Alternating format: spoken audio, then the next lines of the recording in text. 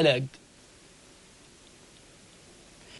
محمود شاكر لعب الركنيه في اتجاه عبد الله السيسي، لمس براسيه لسه تاني الهجمه الاولى والهدف الاول للنادي المصري. هدف اول جميل جدا عن طريق مين؟ اللاعب احمد زهران. عرضيه المره دي من محمود شاكر عبد الفتاح، والزياده الهجوميه موجوده لمهاجمي النادي المصري، ردت للاعب احمد زهران، سدد بقدمه اليمنى وسط الزحمه، خبطت في القائم الايمن ودخلت الى داخل الشباك لتعلن عن هدف اول لصالح النادي المصري. اذا الهدف الاول موجود بعد مرور 72 دقيقة، وفي الوقت الصعب التقدم للنادي المصري عن طريق اللاعب أحمد زهران القادم من المقاولين.